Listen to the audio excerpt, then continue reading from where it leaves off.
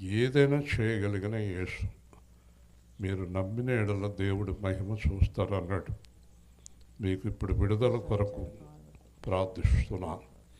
తండ్రి, ఇద్దరు ముగ్గురు ఎక్కడుంటే అక్కడ వారి మధ్యలో ఉంటానన్నావు.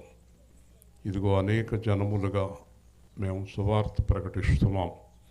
మీరు మా మధ్యలో ఉన్నారని బలముగా నమ్ముతున్నాం. మీరు లేకపోతే 20 సంవత్సరాల సువార్త మేము చేయగలమా? కాబట్టి ప్రభువా, ఇప్పుడు ఆ తల మీద హస్తం వేసుకుని బాధపడుతున్నవారు, ఎన్ని రకాల సమస్యలు ఉన్నాయో, ఎన్ని బాధలు ఉన్నాయో, మీరు అన్నారు నీ బాధ నివారణ అగునుగాక అన్నారు. మీరు అలా అంటే ఆ బాధ తొలగిపోతుంది. దయచేసి ఈ సమయంలో వారి హస్తము పైన మీ మహిమ హస్తము నుంచి మా కొరకు మేకులు కొట్టబడిన మీ పరిశుద్ధ రక్త హస్తము నుంచి పూర్ణ స్వస్థత అందరికీ దయచేయమని ఇప్పుడే యేసు క్రీస్తు నామములో స్వస్థత కలుగునుగాక అని ప్రార్థించి వేడుకుంటున్నాము తండ్రి. ఆమేన్. కూర్చుందాం.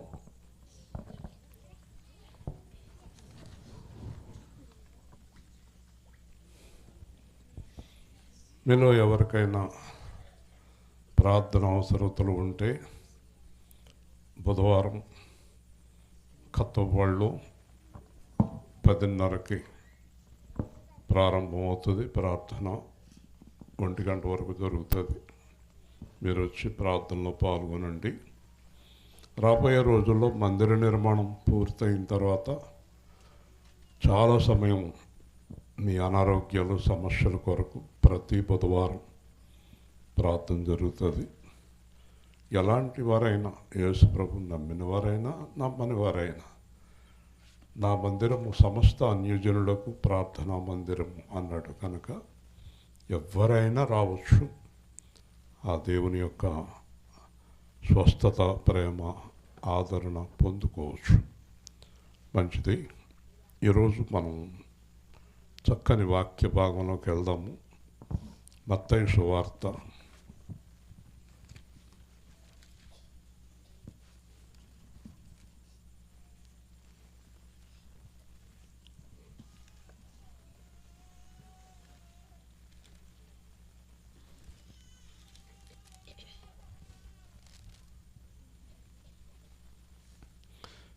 4వ అధ్యాయం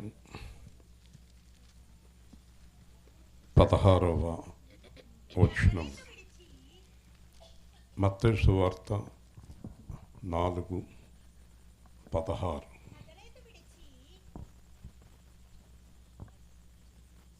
నజరేతు విడిచి జబూలెను నఫ్తాలి అను దేశముల ప్రాంతములలో సముద్ర తీరమందలి కపెర్నహూముకు వచ్చి కాపురముండెను. జబూలను దేశమును నఫ్తాలి దేశమును యోర్దానుకు ఆవలున్న సముద్ర తీరమున అన్ని జనులు నివసించు గలియేల చీకట్లో కూర్చుండి ఉన్న ప్రజలను గొప్ప వెలుగు చూసిరి. మరణ ప్రదేశములోను మరణఛాయలోనూ కూర్చుండి ఉన్న వారికి వెలుగు ఉదయించెను అని ప్రవక్త అయిన యెషయా ద్వారా పలుకుబడినది నెరవేరుచున్నట్లు ఇలాగూ జరిగింది. అప్పటి నుండి యేసు పరలోక రాజ్యము సమీపించి ఉన్నది కనుక మారు మనసు పొందుడని చెప్పుచూ ప్రకటింప మొదలుపెట్టింది. మనందరికీ ఒక సత్యం బాగా తెలుసు. మనకు ముందు ఉన్న పెద్దలు చనిపోయారు, మనం చనిపోతాం. కానీ చనిపోకముందు చనిపోయాక ఏమవుతుందో తెలుసుకోవాలి కదా. నేను హైదరాబాద్ ఉద్యోగానికి వెళ్తున్నాను అంటది ఒక అమ్మాయి. ఏ ప్రాంతం అమ్మా? పలానా ప్రాంతం. ఆ ప్రాంతం ఎలాంటిదో తెలుసుకోమ్మా, ఎక్కడ ఉండాలో తెలుసుకో, ఆ భయంకరమైనదైతే వెళ్ళొద్దు అని చెప్పాల్సి వస్తుంది. మనం ఏ పని చేస్తున్నా, వివాహం చేసే ముందు కుటుంబం ఎలాంటిది, అబ్బాయి ఎలాంటి వాడు, అమ్మాయి ఎలాంటిది, ప్రతిదీ పరిశీలన ఉంది. కానీ మనకి అసలైన పరిశీలన లేదండి. అదేంటంటే చనిపోయాక ఆత్మ ఎక్కడికి వెళుతుంది, దీని గురించి ఎవ్వరికీ ఆలోచన లేదండి. బ్రతుకున్నంతకాలం కొట్టుకోవటం, తినటం, తిరగటం, పిల్లల్ని గంటం, పెళ్ళిళ్ళు చేయటం, డబ్బులు సంపాదించటం, కానీ చనిపోయాక ఏమవుతున్నాం అనేదే బైబిల్ సత్యం. చనిపోయిన తర్వాత 2 స్థలాలు ఉన్నాయి. ఒకటి పరలోకం, 2 నరకం. యేసు ప్రభువుని దేవుడి లోకానికి పంపించిన ప్రధాన కారణం నరకానికి ఎవరూ వెళ్ళకూడదని. అంతేగాని వేరే మతము ఈ గొడవలు మనకు అవసరం లేదండి. దేవుడు అంటే మార్గము, సత్యము, జీవము. ఎక్కడ మతం అనేది బైబిల్లో కనపడదండి మనకి. కాబట్టి మనం 20 సంవత్సరాలుగా సువార్త ప్రకటిస్తున్నాం. ఎక్కడ ఎవ్వరు ఇబ్బంది పడకుండా అందరూ అర్థం చేసుకునేటట్టు సువార్త చేసిన ప్రతి ప్రదేశం నుంచి మనకు ఆహ్వానం ఉంది మళ్ళీ రమ్మని. కాబట్టి మనం ప్రకటించే సువార్త యథార్థమైన సువార్త అయి ఉండాలి. మరణించిన తర్వాత నేను ఏమవుతాననే ఆలోచన బతికుండగానే ఉండాలి. ఉదాహరణకి పెద్దవారు అవుతున్నారు. పెద్దవారు అయ్యేటప్పుడు పిల్లల మీద ఆధారపడకుండా కొంత డబ్బు దాచుకుంటారు, లేదా ఒక అరెకరం ఎకరం పెట్టుకుంటారు. కారణం ఏంటంటే వారు ఒక మాట చెప్తారు చాలా వరకు, అనంతరం ఇస్తామండి. అనంతరం ఏంటండి అంటే మేము బతుకున్నంతకాలం మాకు ఆహారం కావాలి కనుక వాళ్ళు అంటారు మేము పెడతాం కదా అంటారు. కానీ పెడతారో లేదో తెలియదు, కానీ మనం జాగ్రత్త పడటం మంచిదండి. అలాగే మనము చనిపోయిన తర్వాత అయ్యే దాని గురించి జాగ్రత్త పడాలి. ఆ జాగ్రత్త పడమని చెప్పేదే సువార్త. హల్లెలూయా. మతాలు గొడవ ఎందుకు? మనకి చనిపోయిన తర్వాత ఏమవుతాము అనే భయాన్ని మనం కలిగి ఉండాలి. ఖచ్చితంగా చనిపోయిన తర్వాత మనం పాపములో ఉండి చనిపోతే నరకం ఖాయం అండి. కాబట్టి ఇక్కడ దేవుడు ఏం చేశాడు అని మనం చూస్తే కనుక, దేవుడు నఫ్తాలి జెబులోని ప్రాంతములో కపెర్నహూమునకు వచ్చెను. దేవుడు అంత గొప్ప లోకము నుండి భూలోకానికి వచ్చి కపెర్నహూములో కాపురం ఉన్నాడు. మేము వేల్పూర్లో కాపురం ఉన్నట్టు, కత్తోపాడు వస్తున్నట్టు దేవుడు ఒక చోట కాపురం ఉన్నాడండి. కాపురం ఉన్నది మనిషి కాదండి, దేవుడు. దేవుని స్తోత్రం. ఏం చేస్తున్నాడు ఆయన చూడండి. జెబులోను, నఫ్తాలి, యోర్దాను సముద్ర తీరమున అన్యజనులు. చూసారండి, యేసు ప్రభు అంటే ఎరుగని వారు. సువార్తలు ఎప్పుడు కూడా లక్షలు ఖర్చు పెట్టి సభలు చేస్తారు. నేను చాలాసార్లు అడిగాను, మీరు ఆ సభల్లో యేసు ప్రభుని ఎరగని వారికి ఒక్క వాక్యం ఉండదు. అందరూ తెలుసున్న వాళ్ళే సభలకు వెళ్తారు. నేను సూర్యపాలెంలో ఒక మాట చెప్పాను, రాబోయే రోజుల్లో ఒక 10 సంవత్సరాలు అయ్యేటప్పటికి సభలు ఉండవు అన్నాను. ఇప్పుడు అన్నీ ఆగిపోయినాయి. దేవుని స్తోత్రం. ఎందుకు చెప్పండి? సభల వల్ల ఎవరికైనా ఉపయోగం ఉందండి? ఆ సభలు పెట్టేదాని వల్ల ఒక్కడికి ఉపయోగం లేదండి. యేసుని ఎరిగిన వారు వచ్చారు అక్కడికి, వీళ్ళు 4 మాటలు చెప్తారు, ఆయన చాలా బాగా చెప్పాడు అంటారు, కానీ దానివల్ల ఉపయోగం ఉండదండి. మరి ఏం చేశాడు ఈయన? యేసుని అంటే దేవుణ్ణి ఎరుగని వారి మధ్య కాపురముండెను. హల్లెలూయా. దేవుణ్ణి ఎరుగని వారి మధ్యకి వెళ్ళాలి. నాకు ఛాలెంజ్ అంటే చాలా ఇష్టం. ఈడూరు ఇలాగ అన్నారు, పెనుమంట్ర అలాగ అన్నారు, వెళ్దాం నడండి. అలాగే మనం ఆ యేసుని ఎరుగని వారి దగ్గరికి వెళ్ళాలి. కనీసం 100 మందిలో ఒకరైనా చెవినేసుకుంటారు ఈ మాటలు. అలాగా రక్షణలోనికి నడిపించబడతారు. మనం సువార్త ప్రకటించవలసింది యేసుని ఎరిగిన వారికి కాదు, యేసుని ఎరగని వారికి. హల్లెలూయా. తెలుసున్న వాళ్ళకి ఏం చెప్తామండి? అదే గొడవ, అదే గోల అంటారు. కాబట్టి ఇక్కడ ఆయన అన్యజనులు నివసించు ప్రాంతానికి వచ్చాడు. వీళ్ళందరూ ఎక్కడికి వచ్చున్నారంటే చీకటిలో కూర్చొని ఉన్నారు. హల్లెలూయా చెప్పండి. దేవుడు వచ్చేటప్పటికి వాళ్ళు ఎక్కడ ఉన్నారండి? చీకటిలో ఉన్నారు. 99 మార్చి 10 రాత్రి దేవుడు నా దగ్గరికి వచ్చే వరకు కటిక చీకట్లో ఉన్నాను. యెషయా అంటాడు 60లో, జనమును చీకటి కమ్ముచున్నది, కటిక చీకటి జనములను కమ్ముచున్నది, యెహోవా మహిమ నీపైన ఉదయించెను. నాకు దేవుడు ఆ మార్చి 10 రాత్రి వెలుగొచ్చింది అన్నాడు, కానీ ఏమీ అర్థం కాల. కాబట్టి తర్వాత అర్థమైంది ఏంటంటే, నేను యేసు ప్రభు వచ్చేటప్పటికి కటిక చీకట్లో, పాపములో, మోసములో, నరకానికి దగ్గరగా ఉన్నాను. నేను 99 మార్చి 9వ తారీఖున చచ్చిపోయి ఉంటే నరకానికి వెళ్ళిపోయేవాడిని. చూసారా? కాబట్టి దేవుడు ఆ రాత్రి నా దగ్గరికి వచ్చాడు. అలాగే ఆ చీకట్లో కూర్చున్న వారి దగ్గరికి వచ్చాడు. ఇప్పుడు మన దగ్గరికి వచ్చిన దేవుడు మనలను వెలిగించాడు. కానీ ఈరోజు చూడండి, నేను చాలా స్పష్టంగా చెప్తున్నాను. మొన్న ఒక సహోదరి చాలా బాగా చెప్పారండి, ఆవిడ పాస్టమ్మ ఎవరో వాక్యం విని. నేను చెప్తున్నాను, క్రైస్తవులు అంటే క్రీస్తుని విశ్వసించిన వారు ఎంతమంది వెలుగులో ఉన్నారో తెలుసా మీకు? తెలుసండి, 99 మంది బైబిల్ పట్టుకుని చీకట్లో తిరుగుతున్నారు. హల్లెలూయా! 100కి 99 మంది చీకట్లో తిరుగుతున్నారు. దాని అర్థం ఏంటో తెలుసండి?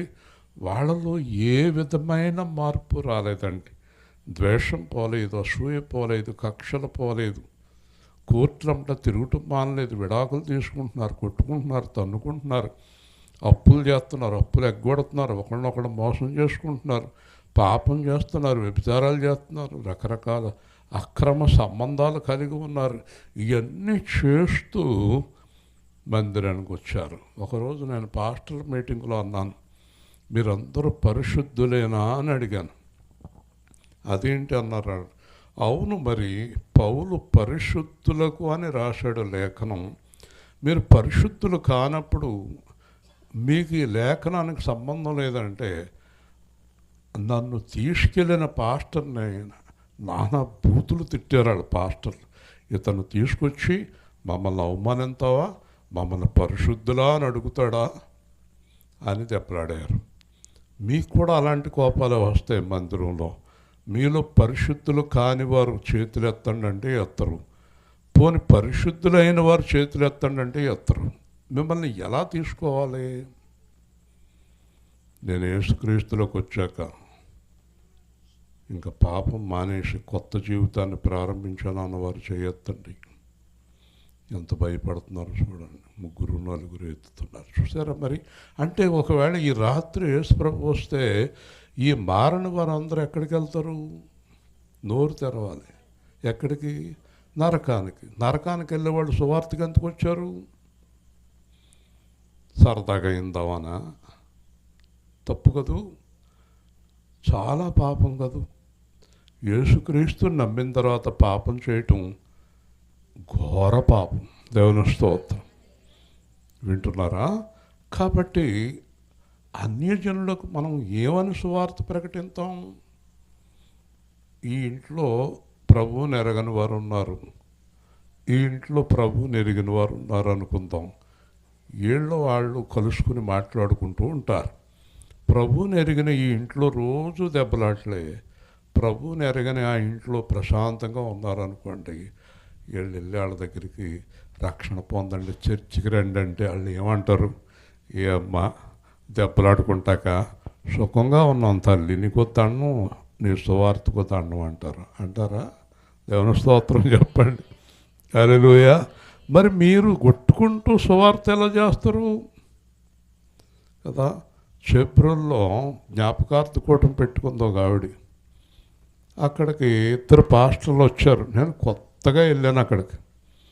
ఓ పాస్టర్ గారు అన్నాడు, ఈయనేమో చచ్చిపోయిన తరపున పాస్టర్, చచ్చిపోయిన ఆయన తరపు పాస్టర్, ఇంకొక ఆయన బతుకున్న ఆవిడ తరపున పాస్టర్. వాళ్ళు 3 పిల్లలు ఎంత గొప్పోళ్ళు అంటే, పెళ్ళమో చర్చికి, మొగుడో చర్చికి వెళ్తారండి. వాళ్ళు ఎంత గొప్పోళ్ళు చూడండి. ఇలాంటి వాళ్ళు మన దగ్గర ఉంటారు కొంతమంది. పెళ్ళమో చర్చి, మొగుడో చర్చి, చచ్చాక గోల దెబ్బలాట ఎడతానికి పాస్టర్లకి. కాబట్టి బతుకున్నవాడిది కదా పవరు. కాబట్టి బతుకున్నవాడు పాస్టర్ గారు అంటాడు, ఈ పాస్టర్ గారు ప్రార్థన చేసి కూర్చోవాలన్నాడు. ఆ పాస్టర్ గారు, నువ్వే ప్రార్థన చేసి కూర్చో, నేనే వాక్యం చెప్తాను. కాదు, నేనే వాక్యం చెప్తాను. మైక్ ఇసిరేసాడు, ఒకళ్ళొకడు కొట్టేసుకున్నారు. ఒకడేమో కింద పడిపోయాడు, దొల్లుకుంటూ వెళ్ళిపోయారు, మొత్తం దెబ్బలాడేసుకున్నారు. అక్కడికి వాళ్ళ చుట్టాలు వచ్చారు, చాలామంది వచ్చారు. వాళ్ళందరూ భయపడిపోయారు. కింద భర్త చచ్చిపోయిన ఆవిడ కంటికి మంటికి ఏకధారగా ఏడుస్తుంది. సర్వనాశనం చేసేసారు కార్యక్రమం ఇద్దరు పాస్టర్లు. కొంతమందికి ఏంటంటే సంతోషం చూడాలని ఇద్దరు ముగ్గురు పాస్టర్లకు ఎక్కేస్తారు. అంటే వాళ్ళు దెబ్బలాడుకుంటుంటే కింద కూర్చున్న వాళ్ళకి ఆనందం కదండి. అలాంటి ఆనందించేవాళ్ళు ఉంటారండి. ఇదొక రకం అండి. నేను కూడా వెళ్ళిన కాడ ఒక్కోసారి కొంతమంది వేరే పాస్టర్ని తీసుకొచ్చి ఆయన కూడా కొంతసేపు వాక్యం ఇవ్వండి అంటారు. ఈ వాక్యం ఇచ్చే లోపల వాడు తిరకాసుగా మాట్లాడాడు అనుకోండి, సమస్యే కదా. కాబట్టి ఇప్పుడు నేను చెప్పేది ఏంటంటే, మనం అన్యజనులకు బోధించడానికి వచ్చాం కదా. ఈ పాస్టర్లు ఇద్దరు కొట్టుకుంటే, ఉదాహరణకి సువార్త అంతా అయిపోయాక మైక్ షెట్ వాళ్ళు, డబల వాయించేవాళ్ళు, మీరు అందరూ ఒకళ్ళొకళ్ళు గుద్దేసుకున్నారు అనుకోండి, బాగుంటుంది అంటారా? నోరు తెరవాలి. ఇదివరకు ఒకసారి గుద్దుకునేవారు అలాగా. కాబట్టి ఇలాంటి తప్పుడు పనులు చేస్తే దేవుడి నామానికి ఎంత అవమానం వస్తుంది. యేసు ప్రభు చూడండి, అన్యజనుల దగ్గరికి వచ్చాడు. వీళ్ళందరూ ఎక్కడ కూర్చున్నారట చెప్పండి? చీకటిలో. హల్లెలూయా, గట్టిగా చెప్పండి. చీకటిలో కూర్చున్నారట. అయితే వారికి చీకటి అని తెలియదు. నేను యేసు ప్రభులో లేనప్పుడు నా కారు వస్తే మా ఇంటి దగ్గర 200 మంది ఉండేవారు, ఉద్యోగాల కోసం, డబ్బులు ఇస్తానికి, దానికి దీనికి. నేను ఆ యేసు ప్రభులోకి వచ్చాక, ఉద్యోగం పోయాక ఇంటికి వస్తే ఎవరు లేరు. వీడి దగ్గర అంతా అయిపోయిందన్నారు. అంటే నేను చీకటిలో ఉన్నప్పుడు వీళ్ళకి నచ్చాను, నేను వెలుగులోకి వచ్చాక వీళ్ళకి నచ్చలేదు. వింటున్నారా? కాబట్టి చీకటిలో ఉన్నవారికి వాళ్ళు చీకటిలో ఉన్నామని తెలియదు వాళ్ళకి. ఇప్పుడు చెప్తాను, చీకటి అనేదానికి అర్థం చెప్తాను. మొదటిది, చీకటికి అర్థం పాపం, చీకటికి అర్థం నరకం, చీకటికి అర్థం తీర్పు, చీకటికి అర్థం అపవాది, చీకటికి అర్థం శరీర కార్యాలు. ఈ చీకటిలో ఉన్నవారు నరకానికి వెళ్ళడానికి సిద్ధంగా ఉన్నారు. కాబట్టి ఈ చీకటిలో ఉన్నవారికి చీకటి అంటే ఏంటో తెలియదు. నాకు కూడా వెలుగు వచ్చే వరకు చీకటి అంటే ఏంటో తెలియదు. మీకు జాగ్రత్తగా చెప్తాను. ఒక ఇద్దరు ఎక్కడికో సంతకం వెళ్ళి గ్రామంలో వస్తూ లేట్ అయిపోయి ఒక చోట పడుకున్నారు. తెల్లవారుజామున మెలకు వచ్చేటప్పటికి వాళ్ళు సమాధి మీద పడుకున్నారు. ఎంత భయమేసిందో వాళ్ళకి. ఇదేంటి, మనం రాత్రి సమాధి మీద పడుకున్నామా? చూసారా, వెలుగు వచ్చేటప్పటికి చీకటి అంటే ఏంటో తెలిసింది. ఇంకొక మాట అంటాడు కీర్తనకారుడు, నీ వెలుగులో మా రహస్య పాపములు కనిపిస్తున్నవి. హల్లెలూయా. మనం రహస్యంగా చేసే పాపాలన్నీ ఆయన వెలుగులో బయటపడతాయి. దేవుడి దగ్గరికి వచ్చిన తర్వాత అసలు పాపం అంటే ఏంటో మనకు అర్థమవుతుంది. హల్లెలూయా. ఎవరి స్తోత్రం చెప్పండి. చక్కగా రాసుకుంటున్నారు ఈ పిల్లలు. రాసుకోండి, చాలా సంతోషం. చీకటి అంటే పాపము, చీకటి అంటే మరణము, చీకటి అంటే అపవాది.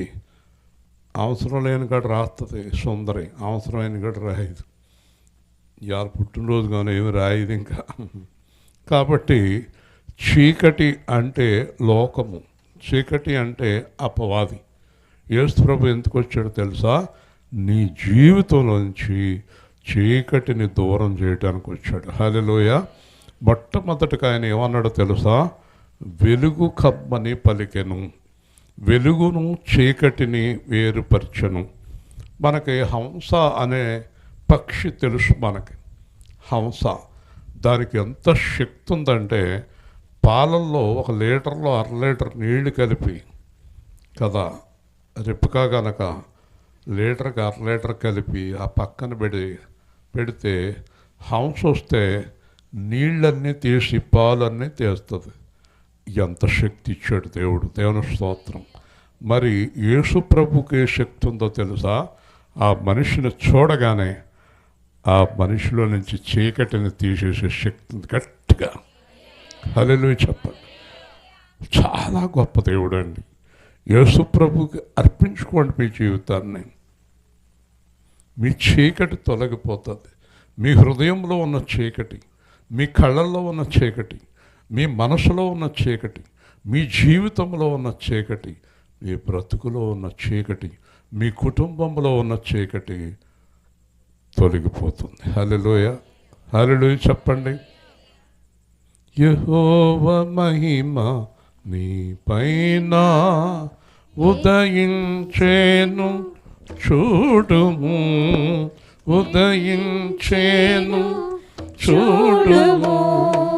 లిమ్ము తేజరిల్లుము,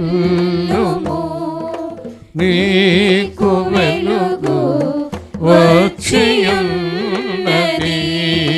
నీకు వెలుగు వచ్చియున్నది. జనులందరూ కూడి వచ్చుచున్నారు, జనులందరూ కూడి వచ్చుచున్నారు. నీ గుండె ఉప్పొంగగా ఐశ్వర్యం, నీ గుండె ఉప్పొంగగా ఐశ్వర్యం నీ వైపు త్రిప్పబడుచున్నది, నీ వైపు త్రిప్పబడుచున్నది. యెహోవా స్తోత్రములో అందరూ వస్తున్నారు, యెహోవా స్తోత్రములో అందరూ వస్తున్నారు. లిమ్ము తేజరిల్లుము, లిమ్ము తేజరిల్లుము. సమాధానమును నీతిని, సమాధానమును నీతిని భూషణములుగా అలంకరింతును, భూషణములుగా అలంకరింతును.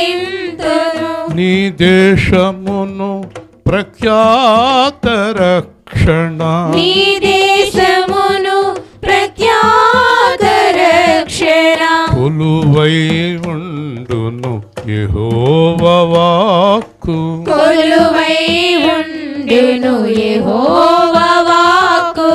లిమ్ము తేజరిల్లుము, నీకు వెలుగు వచ్చియున్నది. నీ దుఃఖ దినములు సమాప్తమాయెను, నీ దుఃఖ దినములు సమాప్తమాయెను. నీ జనులంతా నీతి పరులై, నీ జనులంతా నీతి పరులై మహిమను పొందెదరు, మహిమను పొందెదరు. దేశములను స్వతంత్రించుకొని, దేశములను స్వతంత్రించుకొని మహాబలవంతులు అయ్యెదరు, మహాబలవంతులు అయ్యెదరు. యెహోవా నేనే ఈ కార్యం చేయుదును, యెహోవా నేనే ఈ కార్యం చేయుదును. లిమ్ము తేజరిల్లుము. చూసారా, మిమ్మల్ని సాధ్యమైతే తీసుకెళ్తాను బెంగళూరు. నేనున్న గది, ఆ చీకటి, ఆ ప్రాంతము ఇప్పుడు బాగా బిల్డింగ్లు అయిపోయి ఉంటాయి. ఆ ఒక్క మనిషితో దేవుడు మాట్లాడి ఎంత అద్భుతం చేశాడో చూడండి. హల్లెలూయా. దేవుడు ఉన్నాడు అనడానికి సాక్ష్యం అండి. ఇంకేం కావాలి మనకి? అస్తమానం దేవుడు ఉన్నాడా లేదా అని డౌట్ మనకి. ఎందుకంటే దేవుడు ఉన్నాడా లేడా అని డౌట్ ఎవరికి వస్తుందంటే, సుజాత గారు, అదే నన్ను కేకెత్తున్నారు. మనం అనుకున్న కార్యాలన్నీ జరిగిపోతుంటే దేవుడు ఉన్నాడు. ఏదైనా ఆగిపోతే దేవుడు లేడేమో, ఇది మన సందేహం. ఆ పిల్ల మెట్టి మీద పడిపోయింది, అదేంటి దేవుడు ఉంటే మెట్టి మీద ఎందుకు పడిపోవాలి, ఇలాగంటే ఆలోచనలు వస్తుంటాయి మనకి. కానీ ఖచ్చితంగా దేవుడు ఉన్నాడు. హల్లెలూయా, గట్టిగా చెప్పండి. పౌలు అన్నాడు, ప్రకృతి సంబంధమైన దేహం ఉన్నది కనుక మహిమ సంబంధమైన దేహం ఉన్నది. హల్లెలూయా. మనం ఉన్నాం కనుక దేవుడు ఉన్నాడు అనడానికి సాక్ష్యం. మనం ఎలా వచ్చాం? దేవుడు లేకుండా వచ్చాం కదండి. దేవుడు లేకుండా రాలేదు కదా కదండి. మేము చిన్నప్పుడు ఆడుకునేటప్పుడు ఈ తాటాకు బొమ్మలు చేసి పిల్లలు వాటికి బట్టలు అయ్యి తొడిగేవారు.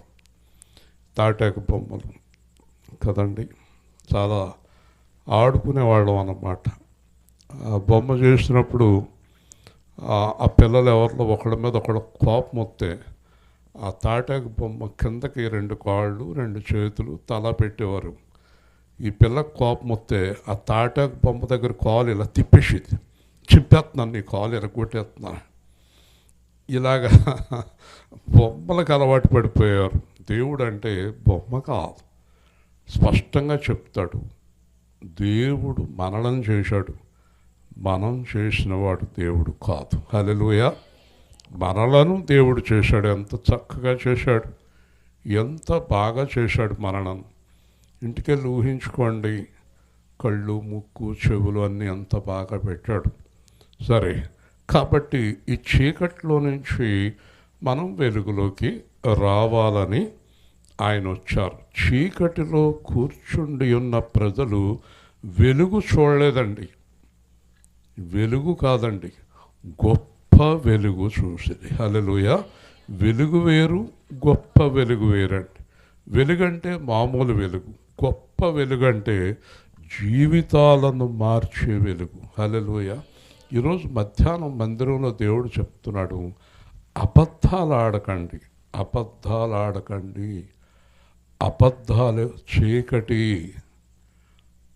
మోసం చేయకండి చీకటి, పాపం చేయకండి చీకటి, అమ్మకే నాన్నకి తెలియకుండా తప్పుడు పనులు చేయకండి చీకటి, భర్తకు తెలియకుండా భార్య, భార్యకు తెలియకుండా భర్త ఎవరికి వాగ్దానాలు చేయకండి చీకటి, ఎదుటి వాళ్ళు పాడైపోవాలని కోరుకోకండి చీకటి కదండి.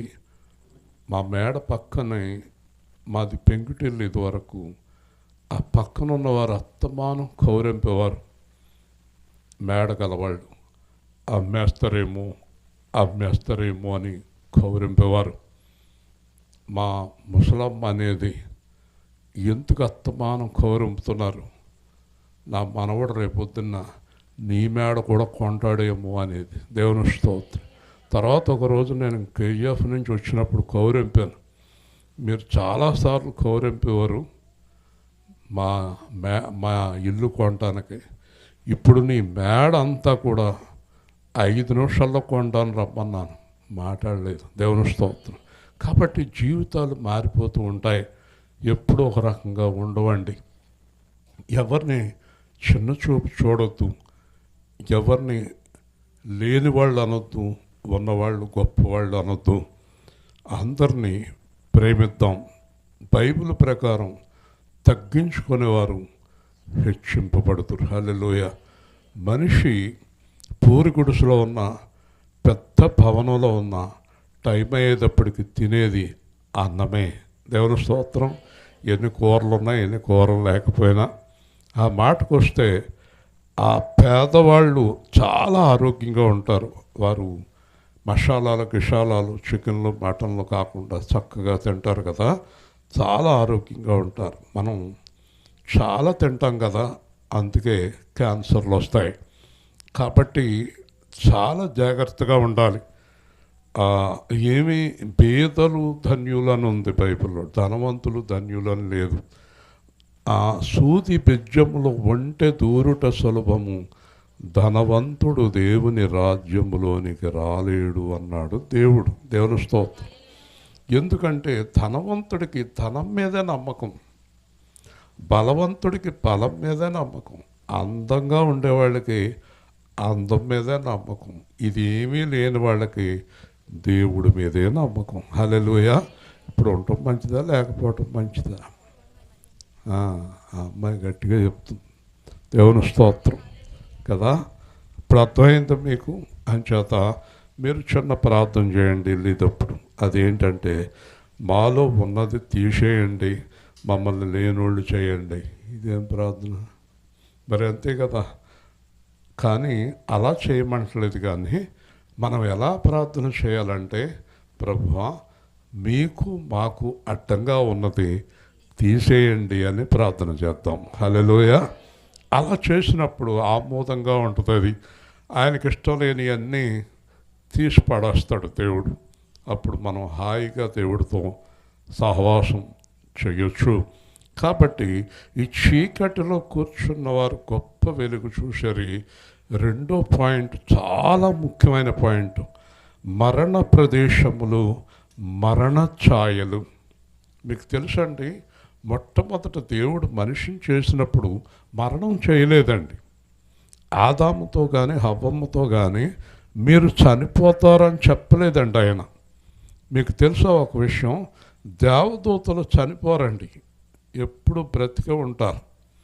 దేవుడు ఎప్పుడు బ్రతికే ఉంటాడు. మరి మనుషులు ఎందుకు చనిపోతున్నారు? ఆదాము హవ్వని చేసినప్పుడు మీరు సంతోషంగా జీవించండి కలకాలము అన్నాడు. మనుషుల్ని చంపటం దేవుడికి ఇష్టం లేదు. ఒకవేళ ఆదాము హవ్వ గనక దేవుడు మాట వినుంటే ఇప్పటి వరకు ఉండేవారు. అదేంటండి, అన్ని కోట్ల మంది మనుషులు ఎక్కడుంటారండి అంటే, కోట్ల కొలది దేవదూతలు ఎక్కడున్నారో ఏళ్ళో అక్కడే ఉందరు. హల్లెలూయా. గట్టిగా చెప్పండి. దేవుడికి స్థలం ఉండదా? దేవుడికి ప్రదేశం ఉండదా? కాబట్టి చనిపోవాలని దేవుడు అనుకోలేదండి. మరి ఈ చనిపోవటానికి గల కారణం ఏంటో తెలుసండి? అందరూ చెప్పండి. మరణము రావటానికి కారణం పాపము. చెప్పండి, అందరూ చెప్పాలి. మరణం రావటానికి కారణం పాపం. పాపము అంటే చాలామంది నాతో చెప్పేవారు, మేము తాగం, తిరగం, అబద్ధాలు ఆడం, మోసం చేయం, మేము పాపాత్మలు ఏంటి, మేము రక్షణ ఎందుకు పొందాలి అని అడిగిన వారు ఉన్నారు. పాపము అంటే ఆజ్ఞాతిక్రమణం. ఆజ్ఞాతిక్రమణం అంటే దేవుణ్ణి తెలుసుకోకపోవటం కూడా పాపమే. హల్లెలూయా. వింటున్నారా? కాబట్టి మనకి ఈ ఆదాము దగ్గర నుంచి పాపము సంక్రమిస్తూ వచ్చింది. ఉదాహరణకి మీకు కంతేరులో ఒక చోట ఏదో లీక్ అయ్యి చెడు వాసన వస్తుంది, భయంకరమైన వాసన. అది లీక్ అయిన కాడ ఉంటుందా? ఊరంతా వస్తుందా? రాదా? ఊరంతా ఆ వాసన వస్తుంది. భోపాల్ గ్యాస్ లీక్ అయ్యి లక్షల మంది చనిపోయారు అక్కడ. వింటున్నారా? ఆంధ్ర షుగర్ శనగాల మండపాకులో ఆ మలాసిస్ వాసన వస్తుంది, చచ్చిపోతామేమో అనిపిస్తుంది. ఎందుకు చెప్తున్నాను తెలుసా? ఆదాము హవ్వ దగ్గర మొదలైన పాపపు వాసన మనల్ని కొడతానే ఉంది. హల్లెలూయా. అక్కడి నుంచి వాసన స్టార్ట్ అయింది మనకి కదా. మీ దగ్గర మీ నాన్న వాసన, మీ అమ్మ వాసన వస్తుందంటారు కొంతమంది పిల్లల్ని. అంటే పలానా వాళ్ళు పిల్లలా మీరు అని అడుగుతారు. తర్వాత ఒక రోజున ఒక చోట వివాహం జరుగుతుంది. వివాహం జరుగుతుంటే నేను బయటకు వచ్చి నుంచున్నాను. అంతట్లోకి ప్రశాంత్ నడుచుకుంటూ వస్తుంది. ఆ పాస్టర్ అమ్మ అంటుంది, ఆ అమ్మాయి మీ అమ్మాయి కదండి అన్నాను. మీకెలా తెలుసు అన్నాను. మీ వాసనే వస్తుంది అమ్మాయి దగ్గర అంది. దేవుని స్తోత్రం. అంటే మీలాగే ఉంది అని.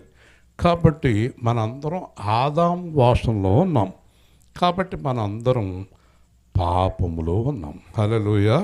కాబట్టి ఒక మనిషి ద్వారా పాపం వచ్చింది, ఒక మనిషి ద్వారా మరణం వచ్చింది, ఒక మనిషి ద్వారానే పాపం పోయింది, ఒక మనిషి ద్వారానే జీవం వచ్చింది. హల్లెలూయా.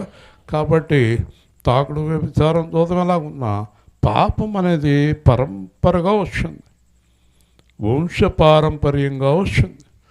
మన ఆద్యుడు, మనకి ఆది మానవుడు ఆదాము హవ్వ, వాళ్ళ దగ్గర నుంచి మనకి పాపం వచ్చింది. ఓకే, మీరు ఒక మాట చెప్పచ్చు, ఏమండి ఆదాము హవ్వ దేవుడు మాట వినలేదు, వాళ్ళకి పాపం వచ్చింది, మరణం వచ్చింది. మేము దేవుడి మాట వింటున్నాం అని మీరు అన్నారు అనుకుందాం. మీరు ఎంత అబద్ధీకులో ఇప్పుడే మీ చేత చెప్పిస్తాను.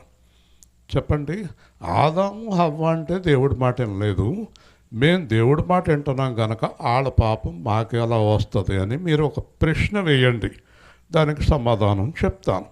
ఎందుకంటే మీరు ఒక్క 15 నిమిషాలకు ముందు పాపము లేనివారు అంటే దేవుడికి వ్యతిరేకమైన కార్యం లేనివారు చెయ్యొత్తండి ఎత్తారా? ఎత్తే ధైర్యం ఉందా? అంటే పాపం కంటిన్యూ అయిందా, ఆగిపోయిందా? దేవుని స్తోత్రం. పాపం లేనివాళ్ళు, పాపపు తలంపులు లేనివాళ్ళు వాళ్ళ దగ్గర నుంచి వచ్చేసింది మనకి, వాళ్ళ దగ్గర నుంచి అందరి దగ్గరికి వచ్చేసింది. పాస్టర్ గారు అంటే పరిశుద్ధుడు అనుకోకండి, మీకన్నా ఎక్కువ ఆలోచనలు వస్తాయి పాస్టర్ గారికి. కాబట్టి పరిశుద్ధుడు ఒక్కడు లేడు, నీతిమంతుడు ఒక్కడును లేడు, దేవుని వెతకువాడు ఒక్కడును లేడు. కాబట్టి అందరూ చీకట్లోనే ఉన్నారు, అందరూ మరణంలోనే ఉన్నారు. ఒకవేళ ఒక్కరైనా చీకటి మరణం లేని వారు ఉంటే గనక యేసు ప్రభు ఈ లోకానికి రావలసిన అవసరమే లేదు. హల్లెలూయా. పాపము నిండే జగములో శాపము చేకూర్చుకొని లోకము పరవాసిని జగమున ప్రభువా, పరవాసిని జగమున ప్రభువా, వెదకుచున్నాను నీ దారి, వెదకుచున్నాను నీ దారి, నా గురి నీవే నా ప్రభువా, నా గురి నీవే నా ప్రభువా, నీ దరినే చేరెదను ప్రభువా, నీ దరినే చేరెదను. పాట పాడుతుంటే మా బావగారు కళ్ళంట నీళ్ళు వచ్చినాయి రాయుడికి. వాళ్ళ అమ్మగారిని తీసుకెళ్ళినప్పుడు ఈ పాట పాడుతున్నాం. అవును అనుకున్నట్టు లోపల, కానీ మళ్ళీ మాయలో పడిపోతాం. ఏమనుకున్నారు మీరు కానీ మేము కానీ? ఏమనుకుంటున్నాం మనం? ఏమనుకుంటున్నాం? సుజాత గారు, మీ అక్కగారు, బేబీ గారు ఏమనుకుంటున్నారు చెప్పనా? పాటలో రాశాడు, ఓయ్ సరే కూర్చో, ఆల్రెడీ చేసామంటే చూడు. ఏమనుకుంటున్నారు చెప్పండి? ఎఫ్సిబా గారు కూడా ఆవిడేం తక్కువ కాదు కదా, మహిమ. అవునంటుంది. ఏమనుకుంటున్నారు? పాడండి. లోకమంతా నారనించి బంధుమిత్రులే ప్రియులను కొంటిని అంతయు మోసమేగా వ్యర్థము సర్వము ఇలలో ప్రభువా, వ్యర్థము సర్వము సరే. ఇలలో. నేను కారులో వస్తున్నాను, పెరవల దగ్గర ఒక ఆవిడ దిగిపోయింది. తడుకులో దింపుతానమ్మా అన్నాను. లేదండి మా బావ వస్తాడు అంది. సరే 11ంటికి నేను దింపాను, వచ్చేసాను. 3ంటికి ఫోన్ చేసింది పాస్టర్ గారు, మా బావ రాలేదు. మీ బావ రాడని నాకు 11ంటికే తెలుసు. నువ్వు బావని నమ్మావు, సేవకుడిని దేవుడిని నమ్మలేదు. మనం చుట్టాలంటే ఎంత పిచ్చో, కానీ బైబిల్లో ఉంది నా గురించి అందరినీ విడిచిపెట్టాలి, ఎవ్వరుని కూడా రారు. చూడండి, రెండోది ఏమనుకుంటున్నాం మనం? జాగ్రత్తగా మూట కట్టారా? డబ్బులు కట్టారా? ధన సంపదలు గౌరవములు గతించిపోవుని లోకమున, పాపము నిండే జగములో శాపము చేకూర్చుకొని లోకము. చూసారా? డబ్బు డబ్బు డబ్బు డబ్బు డబ్బు డబ్బు డబ్బు డబ్బు డబ్బు. ఎండమూరి వీరేంద్రనాథ్ మా చిన్నప్పుడు నవల రాశాడు, డబ్బు టు ది పవర్ ఆఫ్ డబ్బు. డబ్బు ఉన్నవాడికి డబ్బు చేరుతా వస్తుందంట, డబ్బు లేనివాడికి ఉన్నది పోతూ ఉంటుంది. డబ్బున్నవాడు డబ్బుకి చేరటమే చేరటమే చేరటమే చేరటమే. ఆయన డబ్బును అలా పెంచుకుంటూ వెళ్తాడు, కానీ తప్పన పోతాడు. ఏం చేయాలో అర్థం కాదా డబ్బు కదా? ఈ డబ్బు శాపము కదండి. ఎన్నిటి నుంచి విడుదల పొందటానికి దేవుడు ఏం చేశాడు చూడండి. ఆ దినము ప్రభు గుర్తిరిగి తిని నీ రక్తము చే మార్చబడి తిని క్షమాపణ పొంది తిననగా మహదానందము కలిగే నాలో. మనం నరకం నుంచి తప్పించుకోవాలి. డబ్బు సాయం చేయదు, చుట్టాలు సాయం చేయరు, మొగుడు పెళ్ళం సాయం చేయరు, ఎవరో సాయం చేయరు. మనల్ని నరకము నుంచి తప్పించగలిగిన వాడు క్రీస్తు యేసు ఒక్కడే. హల్లెలూయా. అంటే నేను డబ్బుకు కానీ బంధువులకు కానీ ప్రాధాన్యత ఇవ్వద్దు అంటలేదు, కానీ ఆయనకంటే ఎక్కువ ప్రాధాన్యత ఇవ్వద్దు. దానికోసం అబద్ధాలను మోసం చేయొద్దు, దానికోసం రాత్రి పగలు కొట్టుకోవద్దు కదా. చివరిగా యాత్రికుడను ఈ లోకములో సిలువ మోయుచు సాగిదయిలలో అమూల్యమైన ధనముగా పొందితి నేను యేసుని. షర్మిలను ఒక మాట అడుగుదాం. బుధవారం చాలా ముఖ్యమైన పని మీద వెళ్ళిపోయింది, అంతగా అడుగుదాం అని. ఇప్పుడు మనం చనిపోయిన తర్వాత చెయ్యి పట్టుకుని మనకు కూడా వచ్చేవారు ఎవరు? చెప్పు గట్టిగా. ఆ పాప చెప్తుంది, ఎవరు ఉన్నారా? నీకే అనుమానంగా చూస్తున్నావు ఏంటి? వస్తారా? ఎవరన్నా వస్తారా? చనిపోయిన వెంటనే మన మహిమా దేహాన్ని పట్టుకుని పరలోకం తీసుకెళ్ళేది యేసు అక్కడే. హల్లెలూయా చెప్పండి, గట్టిగా చెప్పాలి. చూసారా? అందుకే ఏమన్నాడు? బ్రతుకుట క్రీస్తు, చావైతే లాభమే.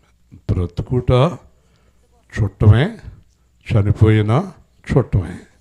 ఏం చేస్తారు ఈ చుట్టాలు? నరకానికి ఖచ్చితంగా తీసుకెళ్తారు. ఈ పిల్లలు, నువ్వు ఇవాళ ప్రేమింతున్నావు, నీ కూతురు, నీ కొడుకు, నీ మొగుడు, నీ పెళ్ళం, నీ పాస్టరు. కొంతమంది పాస్టర్ గారు దేవుడితో సమానం వాళ్ళకి. ఈ బుడపొక్కలోడు దేవుడు ఎందుకు అవుతాడు? ఎవడు దేవుడు కాదు. పాస్టర్ల మీటింగ్లో అని చెప్పాను, మళ్ళీ అందరినీ ఏమన్నా అంటారని బాధపడతారని. మనం బుడపొక్కలోళ్ళు మనల్ని నమ్ముకోకూడదు కదా అన్న. ఓ అంట చూస్తున్నారు వాళ్ళు. దేవుని స్తోత్రం. కాబట్టి సంఘాలు, డినామినేషన్స్, మీ సంఘం ఏంటి, మా సంఘం ఏంటి, ఏంటండి కదా? మీ పాస్టర్ గారు ఇప్పుడు ఉండిపోతారా?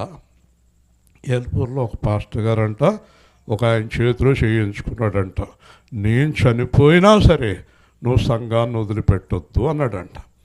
ఆయన చనిపోయాడంట. మళ్ళీ వాళ్ళ అబ్బాయి పాస్టర్ అయ్యాడు. అప్పుడు ఈయన నా దగ్గరికి వచ్చాడు, అయ్యా మీ వాక్యం చాలా బాగుంది, కానీ చనిపోయిన ఆయనకి మాట ఇచ్చాను మీ సంఘాన్ని వదిలిపెట్టనని అన్నాడు. నేనన్నాను, నువ్వు చనిపోతే ఎక్కడికి వెళ్తావు అన్నాను. నేను అప్పుడే చనిపోను అన్నాడు. అన్న సంవత్సరానికే చనిపోయాడు. దేవుణ్ణి నమ్మలా, పాస్టర్లను నమ్మారు. సంఘాలను నమ్మారు. వీళ్ళ దేవుడి పిల్లలు కారండి. యేసుక్రీస్తునందు విశ్వాసం ఉంచాలి. ఇక్కడ చీకట్లో నుంచి, మరణంలో నుంచి వెలుగులోకి నడిపించేది పాస్టర్ గారా, యేసుక్రీస్తా? గట్టిగా చెప్పండి, గట్టిగా చెప్పాలి. నేను ఎప్పుడు నన్ను ప్రత్యేకపరుచుకుని మాట్లాడను, మిమ్మల్ని కూడా అలా ఉండనివ్వను కదండి. మా ఆయనే నాకు వెలుగు అనుకుంటే గొడవేముంది, మా ఆవిడే నాకు వెలుగు అనుకుంటే అస్సలు గొడవ లేదు. మా పాస్టర్ గారే నాకు వెలుగు. ఒకసారి రాలింగ్లో రాజశేఖర్ గారు వాక్యం చెప్తూ, మీరందరూ ఎలా ఉన్నారంటే నిద్రమోకాలు, దగ్గులు, తుమ్ములు, ఒక్కళ్ళు వాక్యం వినట్లేదు, మీరు పరలోకం వెళ్తారా అని అడిగాడు. మా పాస్టర్ గారు వెళ్తే వెళ్తామండి అన్నారు. ఒకవేళ మీ పాస్టర్ గారు పరలోకానికి వెళ్ళడం అనుకోండి, మేము వెళ్ళాము. మరొక్కసారి అన్నాడు. మీరు ఎన్నిసార్లు అడిగినా అసలు మా పాస్టర్ గారు వెళ్ళకపోతే మాకు పరలోకం అక్కర్లేదు అన్నారు. అప్పుడు మేము రాజశేఖర్ గారు నేను కారులో వెళ్తున్నాం. మూర్తి గారు అప్పటికి ఇంకా ఇస్రాయేల్ అవ్వలేదు. నేను కారు డ్రైవ్ చేస్తున్నాను, ఆయన పక్కన కూర్చున్నాడు. మూర్తి గారు, మీకు అర్థమైందా అన్నాడు. అర్థమైంది. నా కర్మకాలి సంఘానికి వాక్యం చెప్తానికి వచ్చాను, నాకు ఇంక వాక్యం చెప్పలేను నేను అన్నాడు. ఎందుకంటే పాస్టర్ గారు పరలోకం వెళ్ళకపోతే ఆడ కూడా వెళ్ళరంట. మీరు అంతేనా? మీరు చెప్పండి. దేవుని స్తోత్రం. చూసారు ఎంత దారుణంగా చేసేసాడు సంఘాన్ని. ఆయన హ్యాండ్ ఓవర్లో పెట్టేసుకున్నాడు మొత్తం. రోజుని బూదుగూరు అని బూదుంగోటలో పాస్టర్ గారు పలానా సుబ్బారావు ఏడి అని అడిగాడు. ఆయన, వాళ్ళ ఆవిడ, వాళ్ళ పిల్లలు ఊరెళ్ళారు. అంతుకునే వాళ్ళు నరకానికి వెళ్తారు. అది నేనన్నాను, అలాగంటున్నారేంటాను, నాతో చెప్పాలి కదండి, వాళ్ళు ఊరు వెళ్తే నీతో చెప్పాలా? ఇంకా నయ్యం, ప్రతిదీ నీతో చెప్తే కదా. ఏమంటే ఇవాళ పొద్దున్న ఏం టిఫిన్ చేసుకోమంటారు అని అడగాల పాస్టర్ గారిని. ఈ దరిద్రాలు పోవాలి. మన దృష్టి, మన హృదయం, మన మార్గం యేసే. హల్లెలూయా. కొంతమంది తల్లి సంఘాలు, అమ్మమ్మ సంఘాలు, మా నాన్నగారు, మా అమ్మగారు సంఘం అదే అండి. నేను కూడా ఆ సంఘమేనండి. ఎందుకండి? బాగోదండి. ఏంటి బాగేంటి? ఒక ఆవిడ వచ్చేసింది ఇక్కడికి ఒక వారం, ఆదివారం. అమ్మ కిందటి వారం మా తల్లి సంఘానికి వెళ్ళానండి. మరి మీ అమ్మమ్మ సంఘం, మీ నాన్న సంఘం చూసారా అండి ఎంత దారుణమైన దాస్యంలో ఉన్నారో చూసారా. మరణము, మరణఛాయలో ఉన్నవారికి వెలుగు ఉదయించను. హల్లెలూయా చెప్పండి, గట్టిగా చెప్పండి, గట్టిగా చెప్పండి. యేసుక్రీస్తు వాళ్ళకి ఏం తీసుకొచ్చాడు చెప్పాలి? వెలుగు తీసుకొచ్చాడు. మరణము నుండి, శాపము నుండి, నరకము నుండి, అపవాది నుండి విడిపించాడు. నేను చెప్పదలుచుకున్నది ఒకటే సువార్త ముగించే ముందు, మనం పాపం చేయకుండా ఉంటే కంతేరేంటి, కత్తోపాడేంటి, ఆలమూరేంటి, ఇంకో ఊరేంటి, ప్రవాహము వల్లే జనములు వస్తారు. హల్లెలూయా. మనం పాపం మానేయాలి. మనము చేతులు ఎత్తగలిగిన వారిలా ఉండాలి. మనము దేవుని పిల్లలుగా, బలవంతులుగా ఉండాలి. మన జీవితాలు ఆశీర్వదింపబడటం చూసి ఇంకొకరు వస్తారు. చెప్పాను కదా, పక్కనున్న ఇల్లు ఆశీర్వదింపడితే ఆ పక్కనున్న వాళ్ళు, సంతలో ఒక ఆవిడ అంటుంది, అటు ఇటు చూసి ప్రార్థన చేసేయండి గమ్ముని అంటుంది. నేను గమ్మునేంటండి. మా ఇంటి ఎదురుగుండా ఉన్నాడు చనిపోయిన ఆవిడ కూడా కానుకిచ్చింది, ప్రార్థన చేయండి, ప్రార్థన చేయండి. చూసారా, వాళ్ళకి మా మీద చాలా నమ్మకం వచ్చేసింది. ఎందుకంటే మా కుటుంబాన్ని, మా పిల్లల్ని, మన బస్సు, మన సువార్తలు, మన కార్యక్రమాలు, మన మందిరాలు, మన జీవితాన్ని పరీక్షిస్తున్నారు, పరిశీలిస్తున్నారు. హల్లెలూయా. వాళ్ళకి ఏ దోషమో మనలో కనబడతలేదు కదండి. కాబట్టి మీరు వెలుగులోకి వచ్చాక వెలుగుతోనే సహవాసం చేయాలి. మళ్ళీ చీకట్లోకి వెళ్ళకూడదు. హల్లెలూయా. ఇప్పుడు చూడండి, వెలుగు ఉదయించెను. అప్పటి నుండి యేసు వాళ్ళతో అంటున్నాడు, పరలోక రాజ్యము సమీపించి ఉన్నది, మారు మనసు పొందండి. ముగిస్తున్నాను. 1 పరలోక రాజ్యం, 2 మారు మనసు. మర్చిపోకండి, పరలోక రాజ్యం అంటే దేవుని రాజ్యం, ఈ లోక రాజ్యం అంటే సాతాను రాజ్యం. మర్చిపోకండి, సాతాను రాజ్యములో చీకటి, మరణము, పాపము. దేవుని రాజ్యములో మార్గము, సత్యము, జీవం. హల్లెలూయా. దేవుని రాజ్యానికి వెళ్ళాలంటే ఏమీ అవసరం లేదన్నాడు యేసయ్య. ఏమీ అవసరం లేదన్నాడు, ఒక్కటే అవసరం అన్నాడు, మారు మనసు. హల్లెలూయా. చెప్పండి, మారు మనసు అంటే ఏంటో చెప్పి ముగించేస్తాను. మారు మనసు అంటే ఏంటి? అసలు మారు మనసు అంటే ఏంటి? మనస్సు మార్చుకో. మనసు ఎలా మార్చుకోవాలి? ఈ లోకం వ్యర్థం, ఈ డబ్బు వ్యర్థం, ఈ శరీరం వ్యర్థం, ఈ భర్త వ్యర్థం.